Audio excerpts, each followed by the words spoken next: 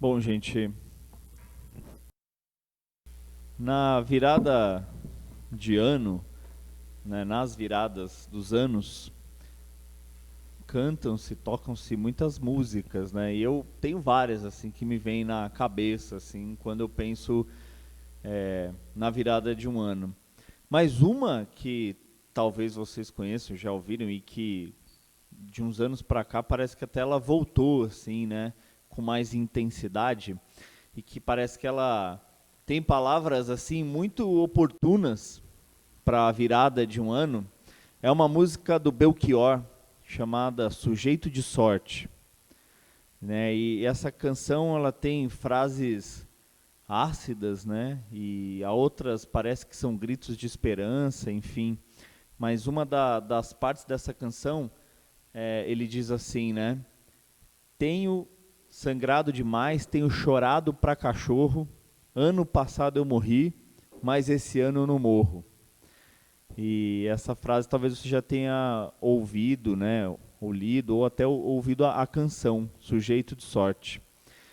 Parece que o Belchior está dizendo assim, puxa, esse ano que passou é muito ruim, esse ano eu espero que ele é, seja melhor. Mas é uma outra parte da canção também muito interessante. Ele diz assim: tenho comigo que Deus é brasileiro e anda do meu lado, assim já não posso sofrer no ano passado. E aí ele entra nessa parte que eu falei, né? Tenho sangrado demais, tenho chorado para cachorro, ano passado eu morri, mas esse ano não morro. Olha que interessante, né? Já não posso sofrer no ano passado. E aí ele diz: o ano passado eu morri, mas esse ano eu não morro. Então esta é uma canção que me vem à memória nessa época de final de ano e começo do próximo. Pensando nessa dor que o Belchior canta, né, dizendo, puxa, eu já não posso mais sofrer no ano passado. E esse ano eu tenho por certo que eu não vou morrer.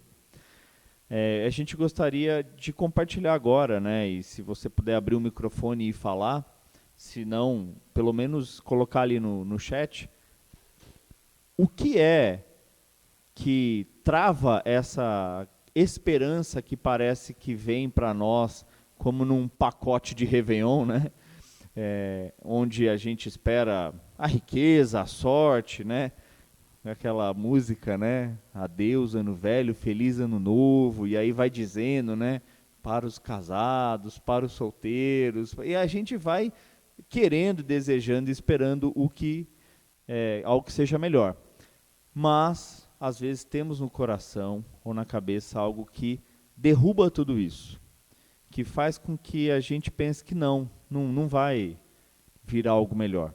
Algo que mata a esperança, que derruba, que parece que é uma dose cavalar de desespero ou uma realidade que derruba a gente da expectativa de algo melhor.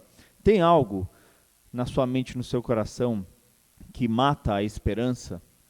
Tem alguma dor como essa, talvez, do Belchior, que eu já não posso sofrer no ano passado e eu não quero sofrer nesse ano de novo, mas eu penso que talvez eu sofra. E, no fundo, se eu penso nisso, automaticamente essa brisa, né, da esperança, do Réveillon, do próximo ano, ela é cortada.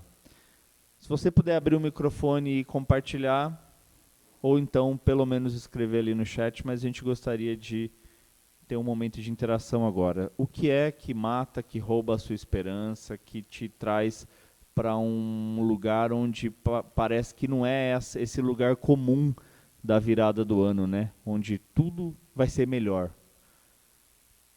Aí o pessoal falou ansiedade. Ansiedade é algo que rouba a esperança de algo melhor, né? O que mais, gente? Vocês podem escrever no chat, mas pode abrir o microfone e falar também. Vamos lá. Um sentimento, um pensamento, né? É, o pessoal está com voto de silêncio para esse ano. A morte. A morte parece algo mesmo, né? E que interessante o Belchior fala. Olha que coisa que é a poesia, né? E se você for literal, você vai dizer assim que o Belchior tá doido, né? Mas ele diz: ano passado eu morri, mas esse ano eu não morro. Então a morte parece que também é algo que quebra toda e qualquer expectativa de algo melhor, né? O que mais, gente? Vamos lá. Renato, é a Oi. Beth. Oi, Beth. É que para mim, assim, eu não sei se eu sou pessimista, mas a mudança de ano, ela se faz por um segundo. Então, não há, assim, uma esperança por causa do ano novo. Há uma esperança todos os dias, sabe? Eu não acredito muito nisso, não. Quando eu era mais católica, que eu pulava ondinha, eu acreditava nisso. Ano novo, vida nova. Hoje não, eu acredito mais em que cada dia a gente tem um aprendizado e que essa esperança não pode sair do nosso coração, não, porque senão vem a depressão e eu sou muito depressiva, né? Então eu luto pela esperança todos os dias, tá bom? Obrigado, Beth. Ó, colocaram ali também o Adriano. Medo na área financeira. É, esse. Ainda mais começa o ano e já vem um monte de paulada, né? Aí você olha lá todo mundo de branco no Réveillon e só conta no vermelho, né? É difícil mesmo. É, outro ali, falta de resposta, de perspectiva. Também isso é interessante, né? Porque também todas essas coisas parece que elas de alguma forma têm ligação com a outra, né? Às vezes a falta de resposta gera ansiedade, né? E é, a questão financeira também nos depara assim com a morte de sonhos, enfim, né? É um negócio, parece que tudo vai virando uma bola de neve, né? Interessante o que a Beth falou, eu me lembro. É um negócio tão doido, né? Eu fui, durante um período da minha vida, ateu, né? E depois eu passei a ser meio agnóstico, assim, e tal, antes de encontrar com Jesus. E aí eu me lembro uma vez, eu inventava algumas coisas para mim na virada do ano que fossem, assim, amuletos de sorte, né? Que de alguma forma renovava essa minha esperança, né? E a Beth falou de pular onda, é interessante. Eu me lembro um ano que foi um ano assim, eu tava mal, né? Porque assim, puxa, é, se para nós, né, que temos uma relação com Deus e temos a palavra dele, né, como luz, e temos essa perspectiva de que pela fé, né, pela esperança, pelo amor, a morte também não é um ponto final. Mas imagina para que eu era um cara extremamente questionador, ateu, então assim, a falta de perspectiva era assim, total, né? Que assim, meu, só não via sentido em nada e não encontrava nenhuma resposta. Eu me lembro uma virada de ano que eu entendi que eu tinha que fazer o seguinte: eu precisava entrar o ano estourando uma garrafa de champanhe e ouvindo uma música do The Doors. E aí eu lembro que eu tava numa virada de ano com o pessoal lá que era amigo da minha família, só que o pessoal era tudo mais do pagode, né? Então nunca que ia rolar um The Doors à meia-noite, né? E aí eu coloquei um Walkman, mano, com a fita gravada assim, deu lá 11h59, dei play no The Doors, estourei a garrafa de champanhe, e é isso aí, né? Como a Beth falou, aí virou o segundo e continuou a mesma coisa, não mudou absolutamente nada. Vamos lá, mais gente escreveu. É, intolerância. É a intolerância que parece que é cada vez maior, né? Cada vez maior. Espera aí, o que está acontecendo ali?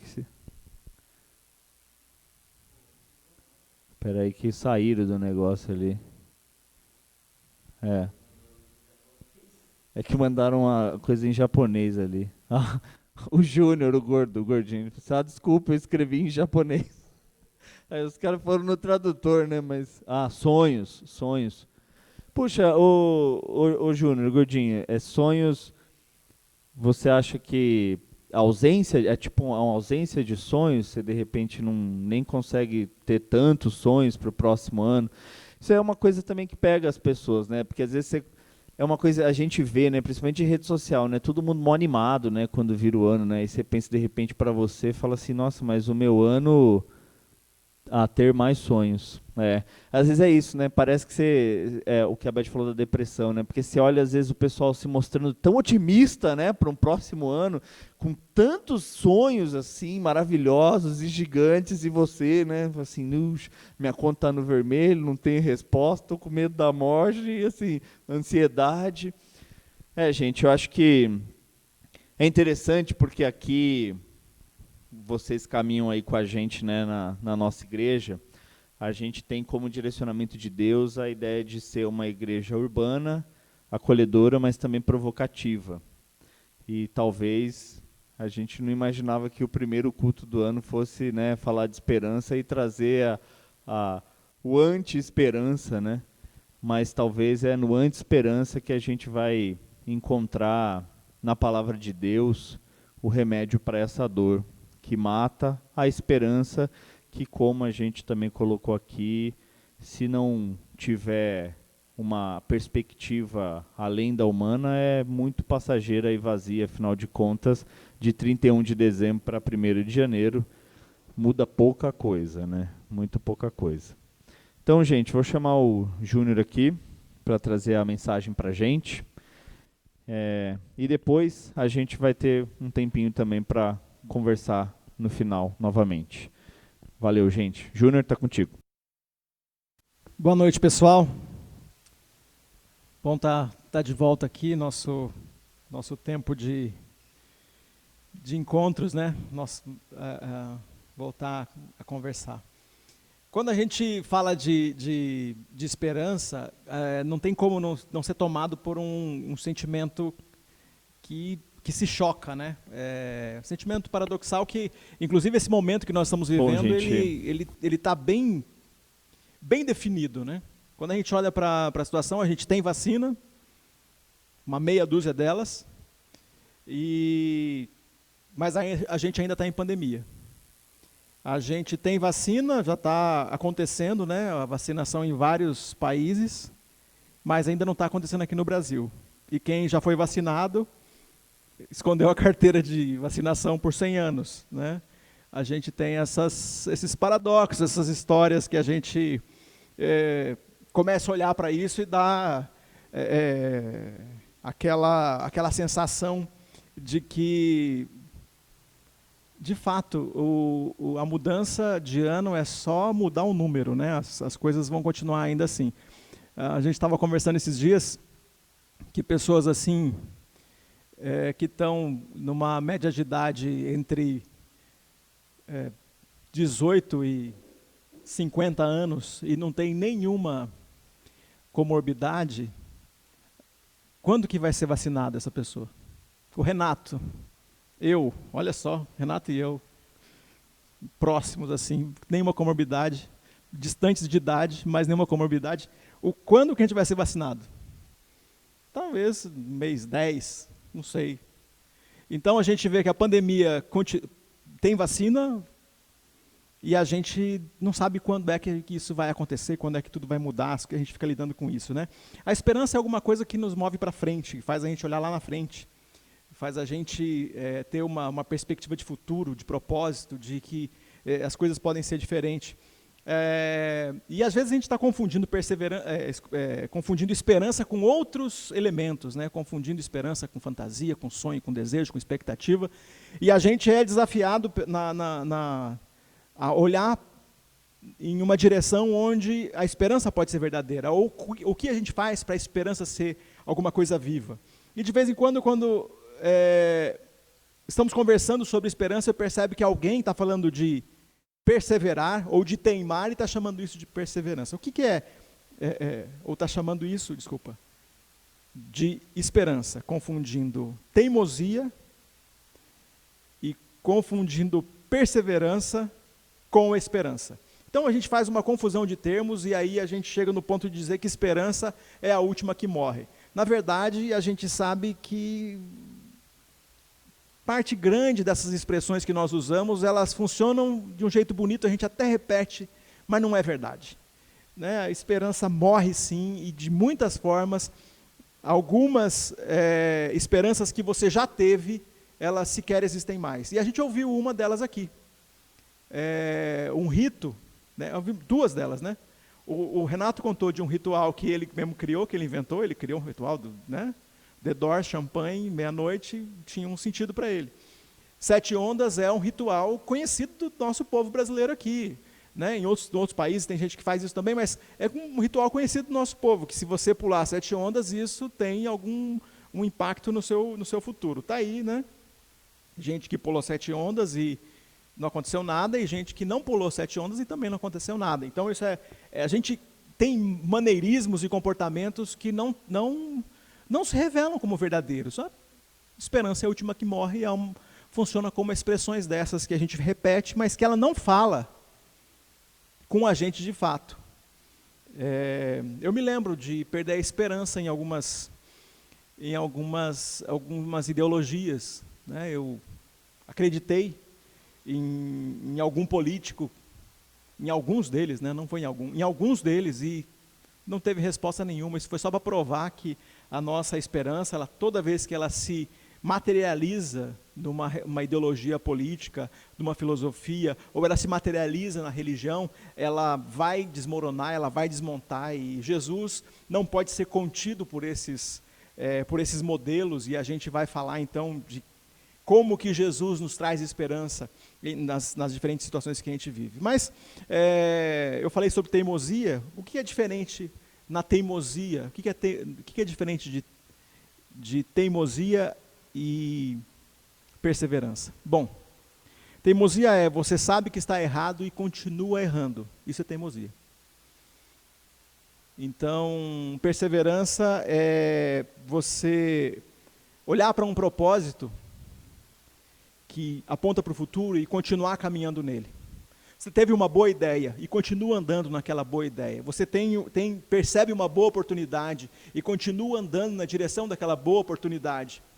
Aquela oportunidade não é um erro. Aquela solução, ou aquela resposta, ou aquele caminho não é um erro. É uma direção de fato.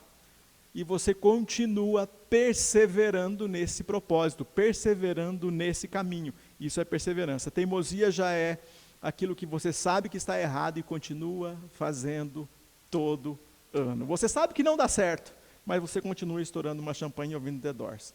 Né? É mais ou menos esse caminho, né? Para usar a simpatia do Renato, de quando ele ainda estava como agnóstico, para não ofender ninguém com a sua própria simpatia, que o Renato, que eu e ele, a gente se vira bem com esse negócio. Mas, falando sobre essa circunstância, eu quero falar de um personagem que ele é cheio de informações no Novo Testamento. Ele é um dos homens brilhantes que pisaram nesse mundo, que fizeram muito por aquilo que nós conhecemos como a palavra de Deus e como evangelho, e é um daqueles que traz o evangelho para nós. Ele traz muitos elementos e ele é um dos homens que, de uma forma profunda, revela Jesus para nós. Eu estou falando do apóstolo João. O apóstolo João é desses homens que são impressionantes. O apóstolo João, quando ele foi chamado por Jesus, ele estava no final da adolescência, para nós aqui, ele devia ter 17, 18 anos. Ele era o mais novo dos apóstolos. Como é que a gente sabe disso? Porque um dos relatos que está só no Evangelho de João é o relato do lava-pés. Esse relato do lava-pés, a gente, num ambiente onde não tem servo, onde não tem ninguém servindo, não tem nenhum escravo, o mais jovem serve os mais velhos. Era isso, como parte da tradição. É mais ou menos assim, né? Numa casa onde tem 3 irmãos, 5 irmãos, o mais novo sempre busca o pão. Né? O mais novo sempre traz o copo d'água. O mais novo sempre vai resolver as coisas, vai ter que levantar e buscar água para o pai e fazer as coisas que precisam ser feitas. O mais novo sempre vai fazer isso. Isso é uma coisa que acontece aqui em algumas famílias, mas isso era uma cultura que nós temos naquele tempo também. O mais novo deveria fazer.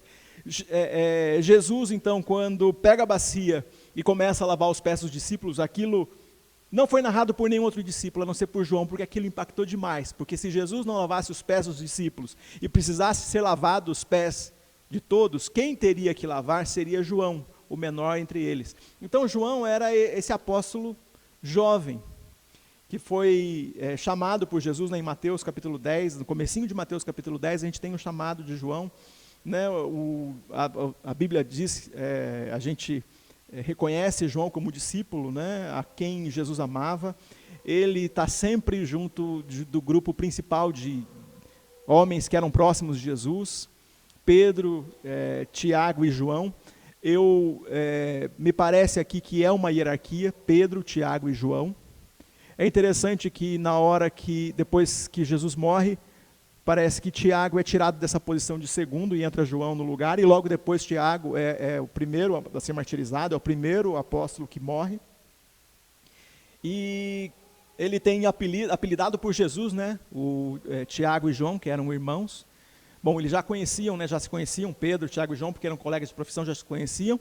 E Jesus chama eles de filhos do trovão, né, Boanerges. Me parece, na minha perspectiva, que eu prefiro ver assim. Pode ser por outros motivos, mas para mim parece que aqui eu vejo um temperamento impulsivo nesses dois, né? Eu vejo que tem um temperamento impulsivo neles aqui, lendo a história, e vou vendo outras coisas aqui, né? De repente a mãe aparece pedindo umas coisas, falando que se pode cada um dos filhos dela sentar um à direita e outro à esquerda quando chegar no reino dos céus. E Jesus fala, não é bem assim, explica como que vai ser o reino. Mas quando tem ali a cena da cruz, a gente vê que as coisas mudam. Na hora que a cena da cruz acontece, Jesus olha para João e fala, aqui está a sua mãe. E a partir dali Maria então é cuidada por João. E João é o único dos apóstolos que não foge na hora da crucificação. Não é o único dos discípulos. Outros discípulos de Jesus estavam na cena da crucificação. Aqueles que eram mais próximos não estavam, porque eram também considerados líderes. Então, o medo da perseguição fez eles correrem a coisas incríveis. João participou e viu. Ele viu curas, ele viu a ressurreição da filha de Jairo, a cura da sogra de Pedro. Ele estava presente, né, pelo que o texto mostra para a gente. Ele estava na transfiguração. Ele estava de muitas formas aí presente em muitas coisas que Jesus realizou. Mas aí acontece uma coisa interessante, e o que eu quero falar com vocês está no texto em Apocalipse capítulo 1. Apocalipse capítulo 1. Apocalipse é um dos textos escritos por esse apóstolo. Em Apocalipse capítulo 1, a partir do versículo 9, a gente tem essa conversa. Bom, esse texto. Bom, é importante saber que aqui ele já está no final da vida dele. Ele já está, pelo que a gente sabe da história, o fim dele acontece nessa ilha. Há alguém que ensina que talvez ele tenha saído de lá por algum pouco tempo e morreu fora do exílio da ilha de Patmos.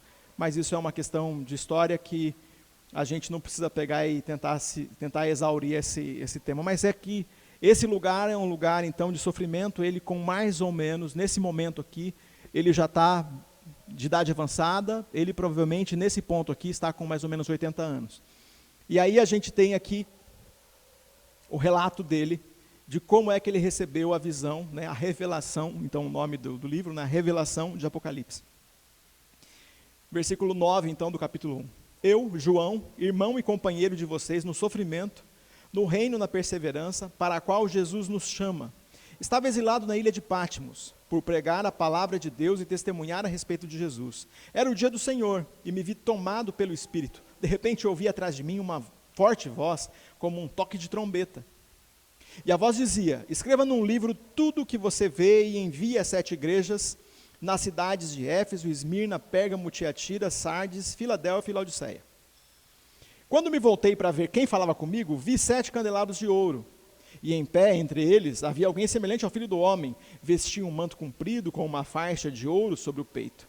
A cabeça e os cabelos eram brancos como a lã e a neve, e os olhos como chamas de fogo. Os pés eram como bronze, polido, refinado numa fornalha, e a voz ressoava como fortes ondas do mar. Na mão direita tinha 7 estrelas, e da sua boca saía uma espada afiada dos 2 lados. A face brilhava, como o sol em todo o seu esplendor. Quando o vi, caí a seus pés como morto.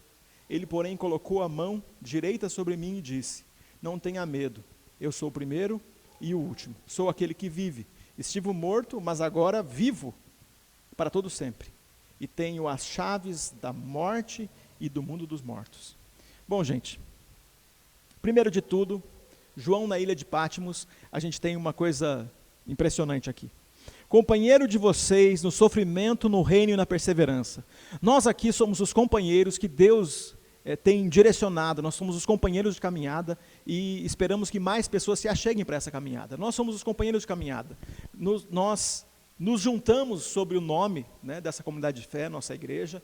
Nos juntamos talvez com mais amigos que ainda não se achegaram dizendo quero fazer parte dessa comunidade de fé, mas são amigos que têm nos acompanhado, que têm ouvido o que a gente tem para compartilhar, gente que tem andado junto no reino, na perseverança e compartilhado o sofrimento. O que é interessante é que a gente não compartilha só sofrimento, compartilha alegria. Agora há pouco, o Bernardo passou aqui. E foi legal demais, a gente estava na correria de deixar tudo pronto para começar aqui, mas foi legal demais ver aqueles olhos brilhando, e ele sentou na nossa cadeira aqui pela primeira vez. Eu imagino que não vai demorar muito, se a gente continuar aqui, ele vai estar correndo por aqui, derrubando as coisas, e vai ser assim, né?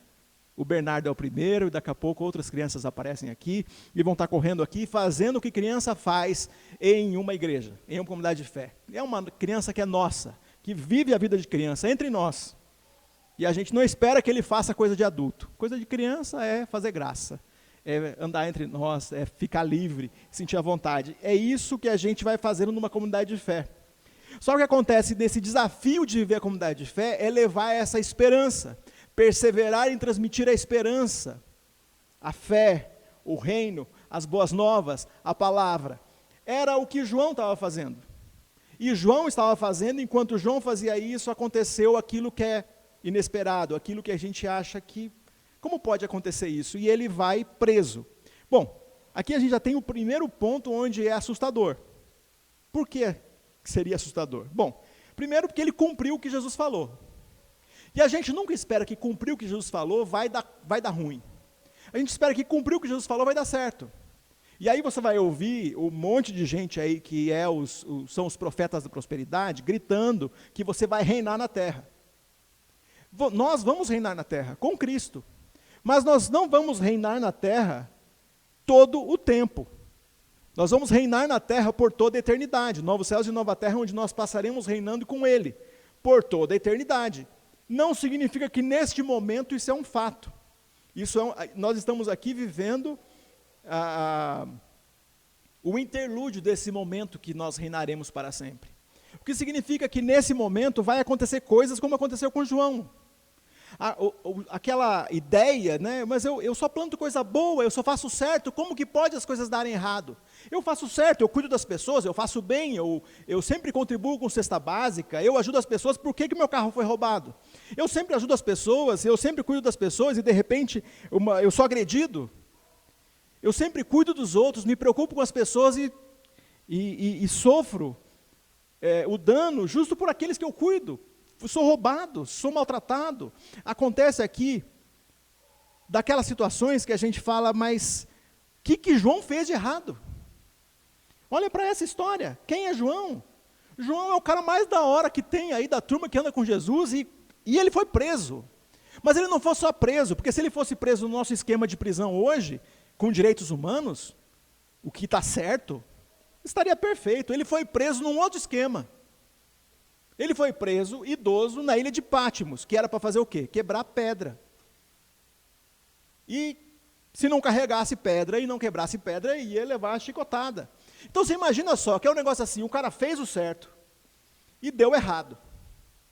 E é essa lógica que visita a gente o tempo todo. O tempo todo nós estamos visitados por uma lógica de que eu faço certo e o errado acontece.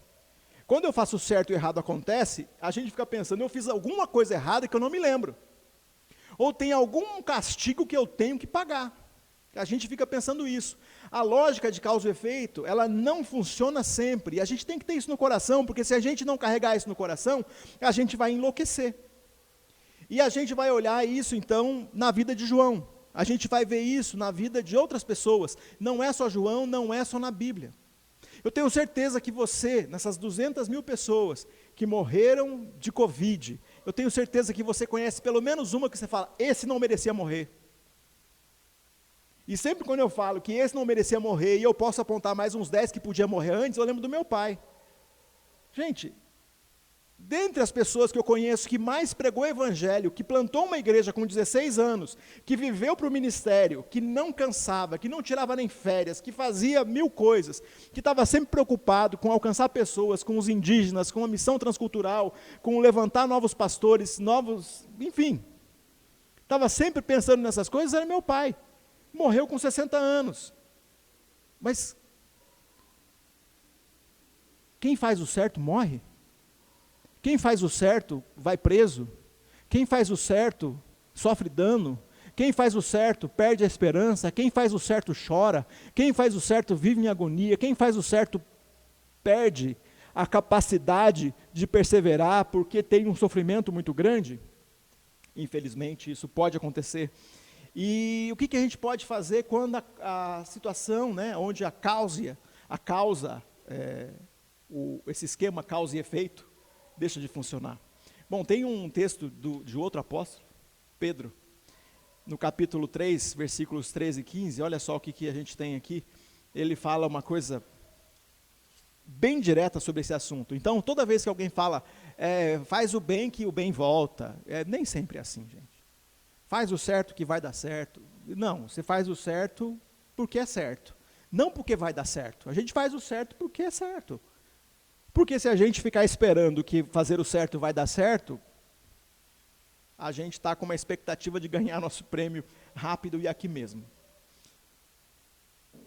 Então, 1 Pedro capítulo 3, versículo 3 diz, quem é que desejará lhes fazer mal se vocês se dedicarem a fazer o bem? Mas ainda que sofram por fazer o que é certo, vocês serão abençoados. Portanto, não se preocupem, não tenham medo das ameaças. Em vez disso, consagrem Cristo como o Senhor da sua vida. Bom, o texto continua, mas ainda que vocês sofram por fazer o que é certo. Gente, de vez em quando você vai ser desprezado porque você falou uma palavra para as pessoas. Você quis dar uma palavra de bênção, quis dar uma palavra de carinho, quis dar uma palavra de reconhecimento, a pessoa não entendeu, ou entendeu tudo errado, ou parece que de propósito inverteu todo o negócio e falou que você estava sendo um chato de plantão, você estava sendo otimista, você estava tendo uma positividade tóxica, você estava, sei lá, né, os nomes que as pessoas estão dando para isso. E eu sei que isso pode acontecer. No meio de tudo isso, então, né, voltando à história de João, no meio de tudo isso, do exílio, do sofrimento, no dia do Senhor, segundo o que a gente leu no versículo 9 do capítulo 1, no dia do Senhor significa no domingo. Eu imagino que ele fala no dia do Senhor, porque no domingo, imagino que era, de algum jeito ele conseguiu armar para que ele naquele momento tivesse um tempo de folga. No meu tempo de folga, no meu tempo, na hora que eu parei, a referência do dia do Senhor é o dia de orar, ou o dia, ele estava cantando, ele estava orando, ele estava em silêncio, em solitude. Eu não sei o que estava acontecendo, mas essa referência do dia do Senhor tem um significado de que era um momento de reverência. E naquele momento, no dia do Senhor, o próprio Senhor apareceu. Olha que coisa interessante. Ele apareceu como um sopro de vida, de vitalidade, de esperança, de alegria, como uma resposta daquela agonia, porque ele descreve, eu que estava preso por perseverar, ensinando, ele está descrevendo um negócio, ele fala da dor, porque aquilo, não tenho dúvida nenhuma, incomodava, porque João pode ser o herói que for, mas quando você faz o certo, e você paga por isso, dói lá dentro. E aí o próprio Jesus aparece para ele. Jesus falou, ele veio, ele chegou, e na hora que ele aparece, interessante, João desmaia. João desmaia. Caía aos seus pés como um morto, é o que o texto diz. João desmaia. Bom, Tem uma frase atribuída a Voltaire que diz assim: a esperança é alimento da nossa alma, ao qual se mistura sempre o veneno do medo. A esperança é um alimento da nossa alma, ao qual se mistura sempre o veneno do medo. O medo. O medo. Na hora que ele viu aquilo, versículo 11, né?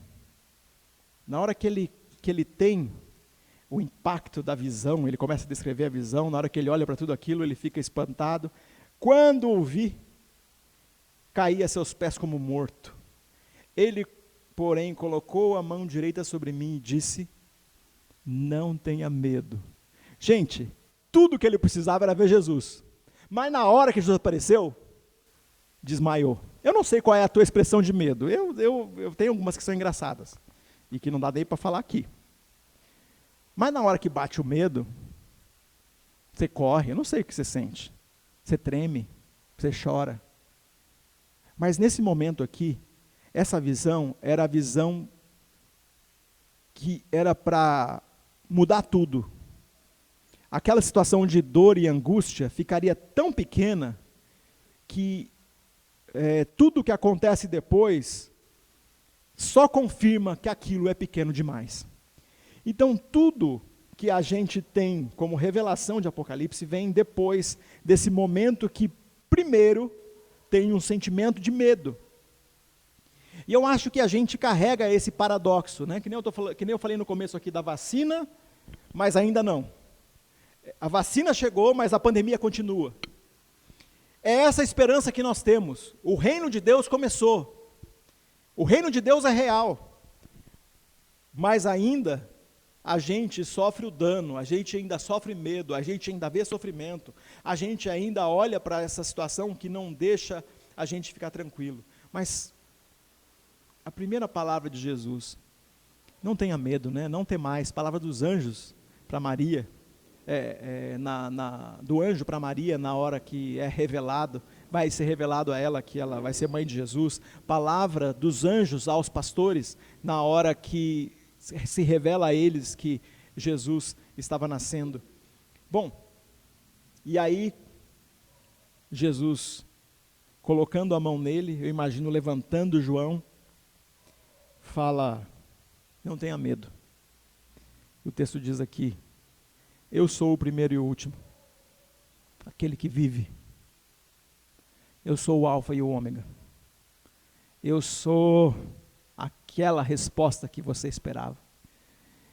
Eu não sei, eu acho que tem o dia da agonia, tem o dia do cansaço, tem o dia do sofrimento, e eu queria que você, com uma santa expectativa, não é esperança, com uma santa expectativa, diferente de esperança, se deixasse tocar pelo sopro que vem do Espírito Santo para renovar a sua esperança.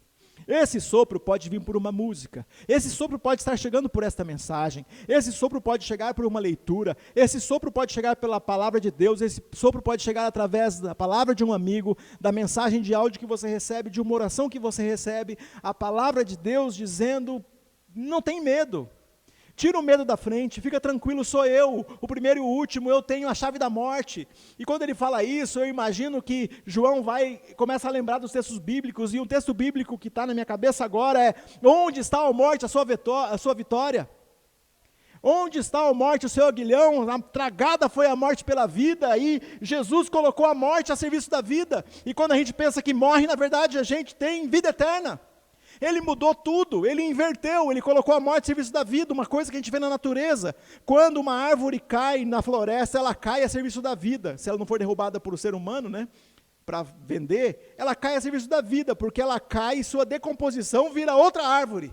Alimenta o solo para que outras plantas nasçam. Ele coloca aquilo que na natureza nós já vemos, ele coloca a morte que está a serviço da vida, é transformada também em uma realidade espiritual, onde Jesus transforma e muda a morte e coloca a morte a serviço da vida. E nós já não estamos sujeitos à morte como nós estávamos antes. Então, quando a gente fala, ano passado eu morri, mas esse ano eu não morro, eu estou olhando para isso e falo assim, a morte não vai tocar a minha vida de forma que acabe com a minha alegria. Porque eu tenho esperança. Esperança de vida eterna, esperança que a morte, o dia que me tocar, na verdade, é um sinal de vida eterna, que me leva a uma realidade, a realidade que eu fui preparado para estar e viver sempre. E aí sim, eu reino na terra.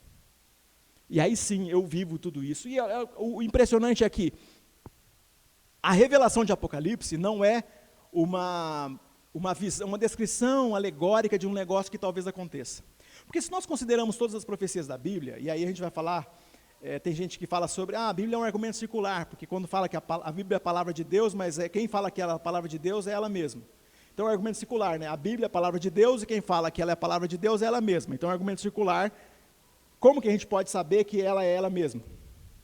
Bom, ela é a palavra de Deus porque ela tem critérios que comprovam que ela é a palavra de Deus. Ela tem profecias aqui que se cumprem, e todas as profecias que estão aqui descritas, elas vão se cumprindo. E não estão se cumprindo agora, elas vieram se cumprindo no decorrer da história, e vem chegando e vem acontecendo, onde nós temos 80%, mais um pouco que 80%, eu não lembro exatamente, de profecias que se cumpriram.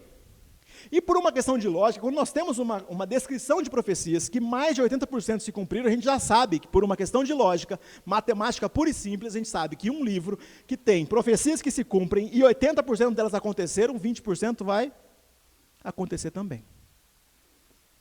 E dentro de 20% do que ainda não aconteceu, é o que nós temos aqui na revelação de Apocalipse. Então a gente vai falar o seguinte, quando Jesus aparece para João, aparece para ele na hora que ele fala assim, será? Eu fico imaginando que, João não fala aqui, mas ele é visitado, será que estava valendo a pena tudo que eu fiz? Nem que a pergunta veio por um dia, mas os discípulos de João, que eram os membros dessas igrejas, das 7 igrejas que estão aqui, que receberam a revelação originalmente, muitas pessoas estavam falando, mas será que valia a pena esse cara se dar para esse negócio e acabar preso numa ilha?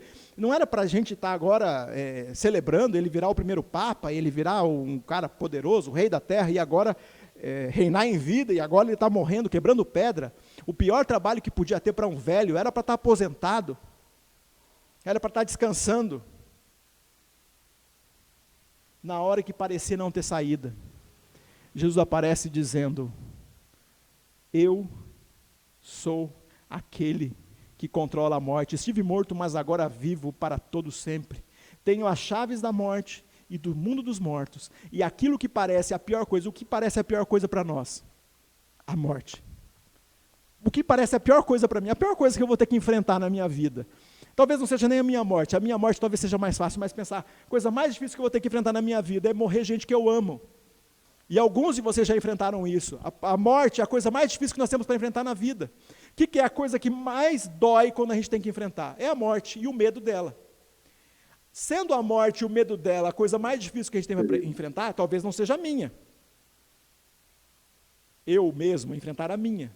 Mas sempre que penso que eu tenho que enfrentar a morte, lidar com a morte de amigos, de pessoas que eu amo, eu fico com muito medo. Eu fico muito triste, eu fico muito ansioso, eu fico muito... Pois é, Jesus fala, fica tranquilo, eu sou o primeiro e o último, eu sou o alfa e o ômega, o começo e o fim, as coisas que começam em mim duram eternamente, Ele naquela ilha, que parecia ser o fim da história, percebeu, ou foi revelado a ele que tinha muita coisa pela frente. Então, ele, de um jeito divino, né? Jesus falou, levanta os olhos. Tem uma visão panorâmica, continue perseverando, encha seu coração de esperança. Pode parecer o fim para você nesse momento, mas tem mais coisa aí pela frente. Deus continua atuando e tem controle de todas as coisas. Ariano Suassuna disse o seguinte, O otimista é um tolo, o pessimista é um chato. Bom mesmo é ser um realista esperançoso. Realidade. A morte pode nos visitar. Realidade. É realidade. Coisa mais certa da vida é que a morte está aí. Mas a gente pode ser um realista esperançoso, baseado naquilo que viveu João. Olhar para a história dele e falar, a gente pode viver isso. A gente pode viver isso. A gente pode levantar os olhos um pouquinho assim e ver quanta coisa impressionante. Gente, eu fico imaginando essa visão, multidão de vestes brancas, gente que lavou, o texto, a revelação de Apocalipse conta essa história. Gente que lavou as suas vestes do sangue do Cordeiro, multidão de vestes brancas, gente de toda tribo, povo e nação do mundo, dizendo a uma só voz, este é o Senhor que tira o pecado do mundo. Todo joelho se dobrará e toda língua confessará que Jesus Cristo é o Senhor. E, gente, isso em todas as esferas de domínio, nas dimensões celestiais, em todo lugar, até no inferno, as pessoas condenadas eternamente, mas de joelhos confessando Jesus Cristo é o Senhor.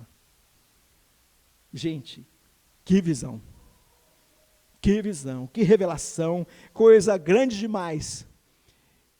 A gente não precisa ficar preso àquilo que virá, a gente só precisa usar aquilo que virá para viver aqui, não como quem tem medo e não faz nada, mas como um realista esperançoso. Eu sei que eu estou sujeito ao corpo dessa morte, eu sei que eu estou sujeito às dificuldades do dia a dia, eu sei que eu estou sujeito a lidar com sonhos que parece que não vão acontecer, eu sei que eu estou sujeito à ansiedade, eu sei que estou sujeito à morte, eu sei que estou sujeito às dificuldades nos relacionamentos familiares, no casamento, no trabalho e as dificuldades financeiras. Eu sei que eu estou sujeito a isso, mas eu tenho uma esperança. O meu fim não é esse. A minha eternidade não é viver com esses pensamentos que me diminuem, que me angustiam, que parece alguém que está quebrando pedra sem parar, como alguém que é um pedaço de uma engrenagem que está sempre rodando e as coisas nunca acontecem, como se um ano vem, um ano vai e as coisas continuam iguais. Bom, a gente levanta os olhos um pouquinho para olhar para o futuro e para a eternidade, para saber que Jesus está cuidando de todas as coisas e até essa pandemia está no controle dele, de um jeito que talvez seja inexplicável para nós, mas eu não tenho dúvida que ele está fazendo isso. Quero te desafiar a renovar a sua fé, a encher seu coração de esperança na hora que você olha para essa realidade. Senhor Pai Todo-Poderoso, renova a esperança dos nossos corações. Nós queremos ter a esperança viva, a esperança que nos põe ativos, a esperança que nos faz movimentar, a esperança que pode ser criativa em momentos de angústia, de desespero, de preocupação. Coloco diante do Senhor cada família, cada pessoa que está ouvindo essa mensagem agora. Diante do Senhor estão nossos medos, nossa preocupação. Nós queremos ser realistas nesse mundo que é negativo, nessa situação que pode estar preocupante, seja pelo motivo que for, para cada um é de um jeito diferente, mas nós olhamos para Jesus, autor e consumador da nossa fé, o alfa e o ômega, olhamos e diante do Senhor nos alegramos, porque sabemos que esta realidade que nós estamos vivendo hoje está sendo movimentada e orquestrada pelo Senhor, ainda que a gente não consiga imediatamente ver a sua mão. Sabemos que o Senhor está cuidando da gente em tudo isso. Nos abençoa, Senhor, em nome de Jesus. Amém. Bom, a gente vai continuar aqui.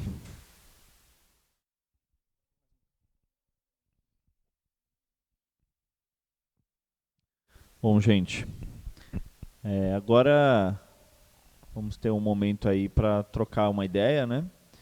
Você pode ficar à vontade para abrir o seu microfone, se também quiser abrir a câmera, ou então só o microfone. É um momento para você compartilhar, né?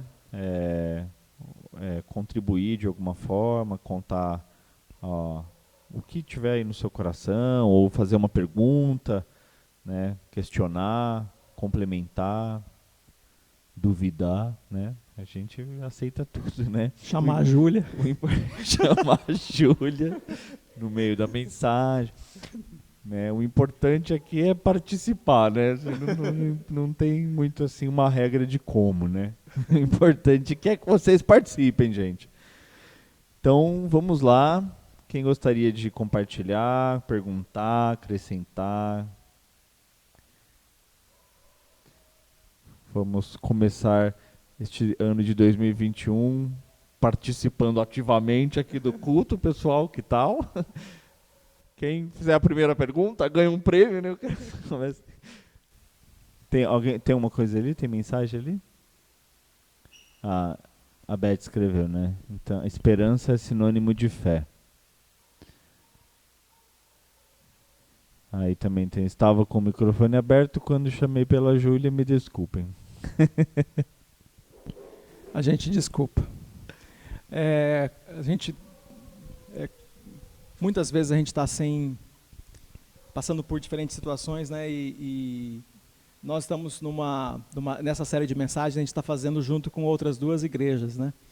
E conversando então com o pastor Samuel e o pastor Dinho, que vocês conhecem, falando das mensagens, o Samuel está então trabalhando na igreja lá de Diadema e também ele faz Uber também. E ele me contou essa semana uma experiência que ele teve. Ele começou lá o trabalho de manhã e foi parar na Vila Leopoldina. Pegou uma senhora e vinha aqui para a Zona Sul, num hospital, não me lembro o nome, para buscar o marido que estava tendo alta de Covid. E falou que já tinha testado negativo, para ele podia ficar tranquilo, né? Falando para o Samuel, ele falando, mas eu já tive Covid, então fico mais tranquilo, mas que bom que você avisou. E aí nessa conversa aí, ela perguntou se ele não queria ficar para voltar. Ele falou, posso ficar. Aí ele falou que demorou 40 minutos, ele falou que geralmente, falou que isso é muito tempo, esperar 10 minutos era o que ele estava pensando, mas aí eu liguei para ele para falar da mensagem. E na hora que a gente conversou pelo telefone, ele falou, desliga aí. Ele falou assim, que entrou o casal, né, entrou de volta no carro e ele falou que o homem começou a receber ou a ouvir vários áudios da igreja dele, de pessoas falando obrigado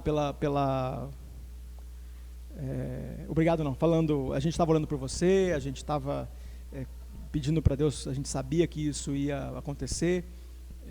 Eu preciso da tela, João. Falando que isso era uma bênção, enfim, vários áudios ele foi ouvindo, e na hora que eles estavam na marginal teve uma ligação. E o Samuel tinha feito o devocional dele e falou assim, que Deus falasse com ele, né, uma coisa assim, ele tinha orado uma coisa assim, Deus fala comigo e tal. E ligou uma missionária e começou a falar com ele, né, e que bom, glória a Deus pela vida de vocês e tal, quero fazer uma oração, e foi conversando com eles, e quero fazer uma oração por vocês. Ele contou um pouquinho de como foi no hospital, e ela começou a orar.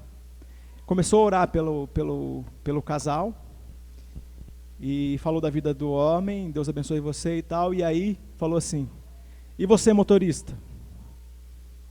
Deus abençoe você. Aquilo que você tem sonhado, aquilo que está no seu coração, Deus está ouvindo e vai responder às suas orações. O Samuel falou que aquilo mexeu muito com ele, principalmente porque ele era só um motorista de Uber. Ali ele não era pastor.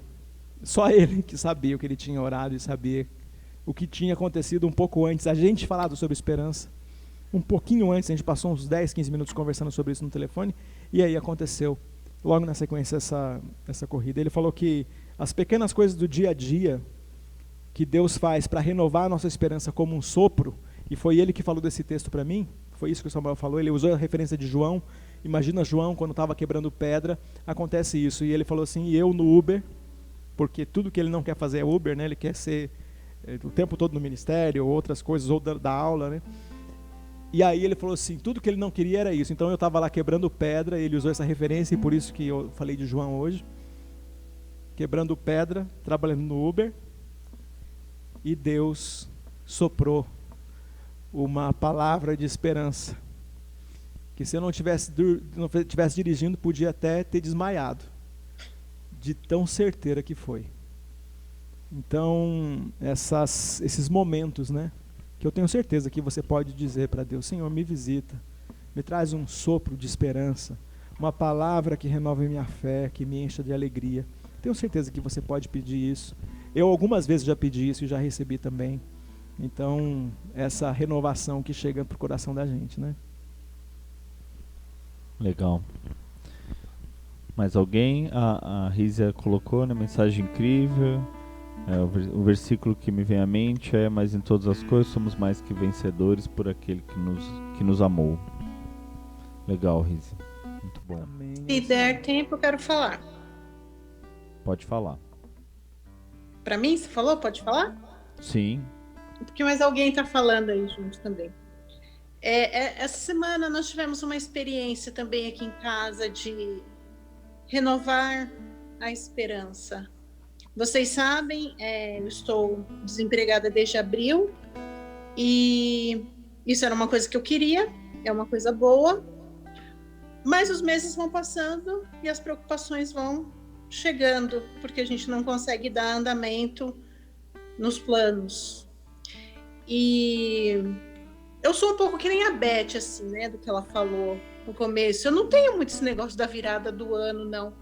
E eu não sei porquê, mas no dia 5 de janeiro, eu estava com um sentimento, assim, daquilo que eu coloquei no começo, de falta de resposta, falta de perspectiva.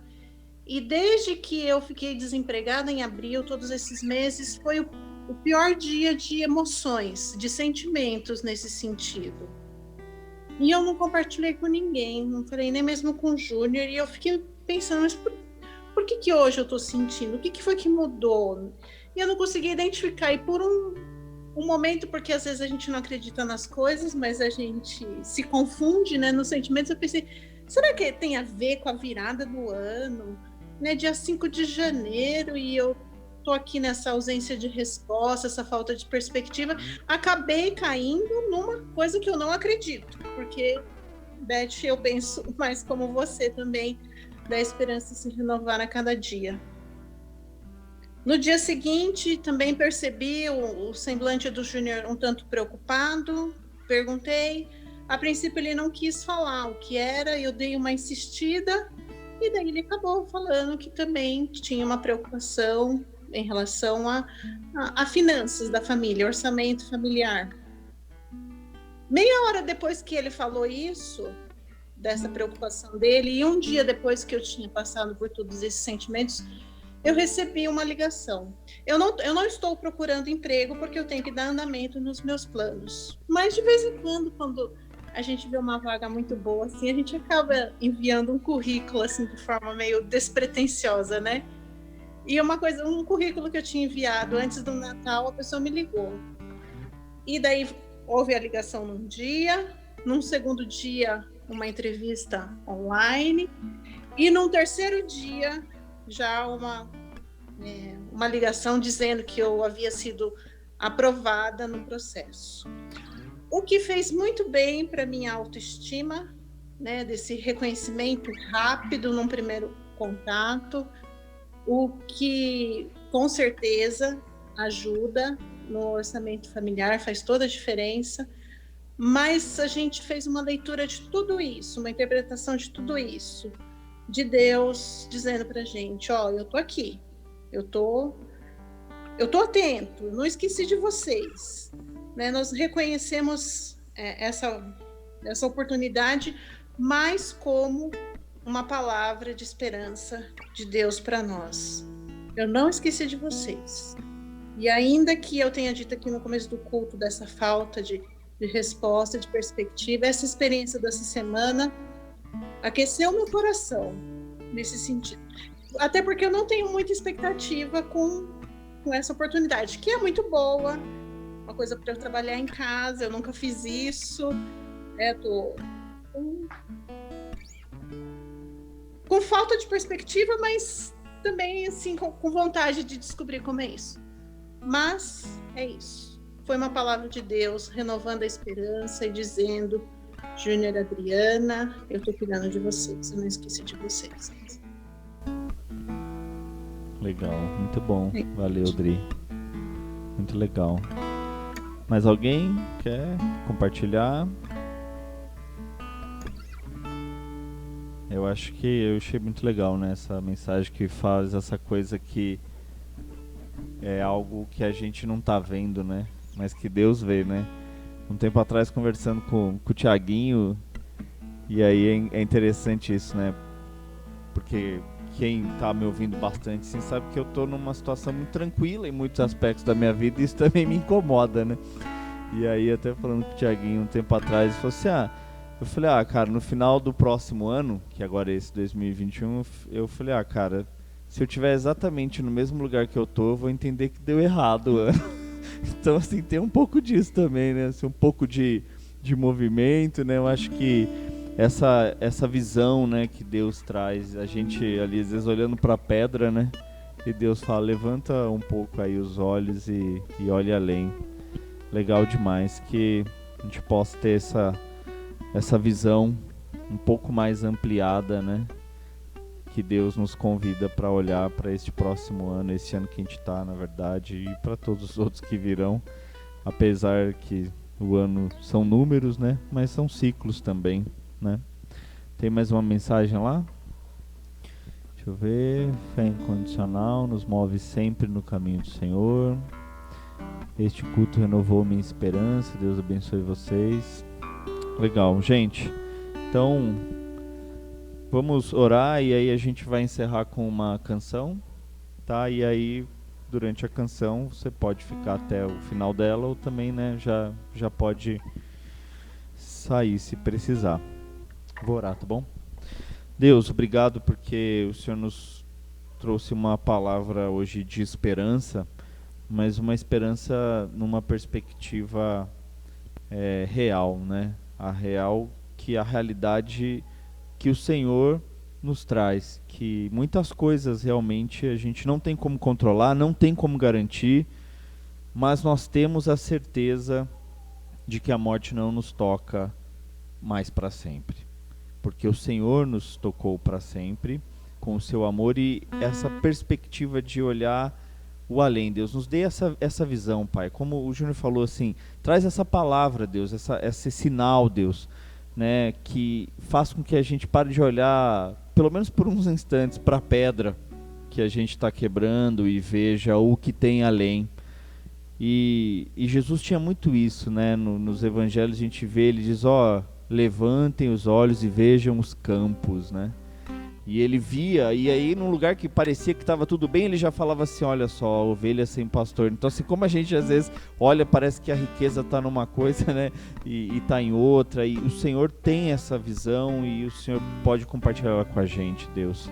Que nós possamos olhar para o dia de hoje, para esses próximos que virão, deste ano que começou, com essa esperança renovada no Senhor, Deus.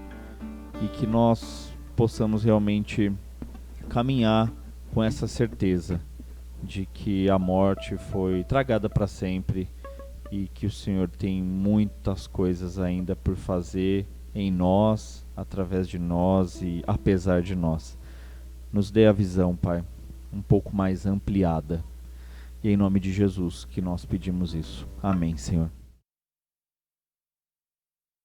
Deus abençoe vocês, que a graça do nosso Senhor Jesus Cristo, o amor de Deus Pai e o consolo do Espírito Santo esteja sobre você em cada conversa, em cada mensagem que você trocar, em cada momento de família que você tiver. Deus abençoe você, tenha uma ótima semana. Essa quarta-feira, próxima, a gente já volta com a nossa palavra de oração. Quem puder participar, chama lá no grupo e a gente já começa a voltar aí com algumas coisas que a gente faz durante a semana também, tá bom? Que Deus te abençoe.